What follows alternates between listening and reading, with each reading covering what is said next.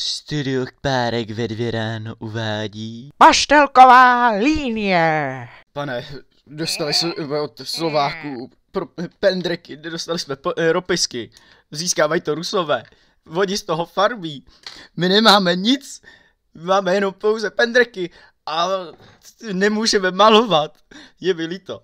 Tady se na lítost nehraje, ty debile! Nemáme sílu je porazit, mají moc ropisek, pane, je mi moc líto. Vy jste dementi! To jsme pěkně v prděli, pane. Všechno je úplně v hajzlu. Neříkejte náhodou koumáku? Pane, je to všechno fakt úplně v hajzlu. Mají pastelky, mají propisky, mají skoro všechno. To je ten průser, pane. My nevíme, co máme dělat. Armáda neví, co má dělat. Zůstane tady koumák, kretén, břídil a bezdomovec. Tak jdeme do píči. Kabo, já jsem chtěla vidět jeho péro. Kámo, drž piču, ty kreténe, vole. Do prdele, to je v píči, ty dostanu nakládačku. Zavřete ty dveře. Vy jste úplně kreténi! Měli jste hlídat československé zásoby, které ještě měli navíc Rusové. My, kteří jsme měli mít jejich propisky, pendreky, tuštičky, aby jsme si mohli kreslit. Tak jste úplně kreténi. To byl jediný úkol, který jsem vám dal. Vy jste takový kreténi.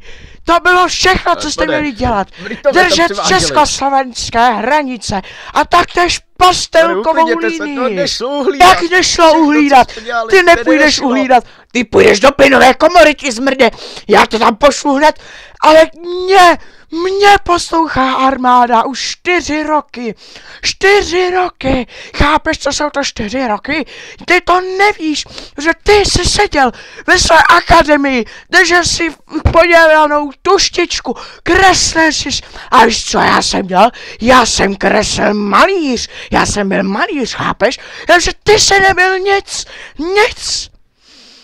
Dejte mi vodu. Nebo se tady udusím. Dobře, pane, už vám nesu tu vodu. Nikdy jsem nečekal, že to má armáda udělat. Já, který jsem zprovoznil celou armádu. A teď řeším, že nemáme propisky, pastelky, tuštičky, zasraní Sověti. Musíme je zatlačit zpátky a potřebujeme zpátky československé propisky. Jestli nebudeme mít československé propisky, nedopadne to dobře. A když nebudeme mít naše československé propisky, já tě zabiju, rozumíš? Ty nedopadneš dobře, jestli to nezískáš zpět. Důležitý to je jasný, ty hajzle jeden. A vy na co čumíte? Čumíte jak banda kreténů na debila, který žije po jednom člověkovi, který neumí uhlídat jediné hranice.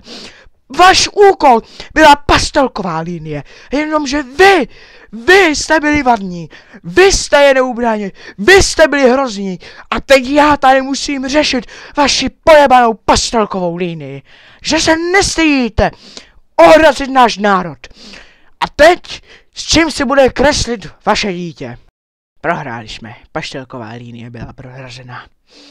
Jediná práce, dementi. Tak tohle jsme chlapi pěkně posrali. S čím se budou malovat naše děti? My jsme to posrali, hlavně ty debile. Ne, to si udělal ty kriple jeden. Měl si hlídat vzdušnou sílu, ty debile.